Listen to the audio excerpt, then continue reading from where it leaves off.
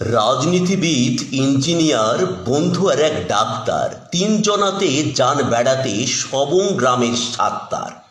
গ্রামে গিয়ে কেমন করে পথ হারিয়ে ধাঁধায় ঘোরে, ধীরে ধীরে আঁধার হলে দেখে দূরে আলো জ্বলে।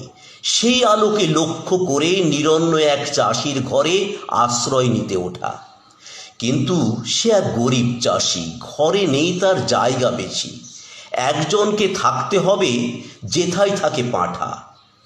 পাঁঠার গন্ধ সহ্য করে থাকবে তারা কেমন করে? যেই বন্ধু ডাক্তার, এটা এমন কি আর, বলেই সে থাকতে রাতে গেল পাঁঠার ঘরে। কিন্তু পাঁঠার গন্ধে ফেরে মিনিট 10 পরে।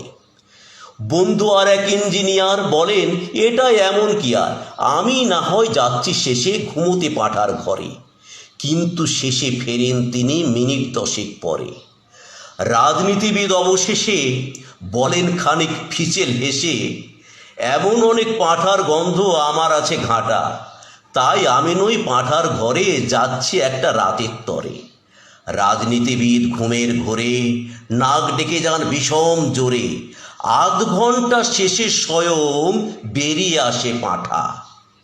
ধন্যবাদ কবিতাটি শোনার জন্য। কবিতাটি মজার কবিতা, লিখেছেন ডক্টর চঞ্চল কুমার মণ্ডল।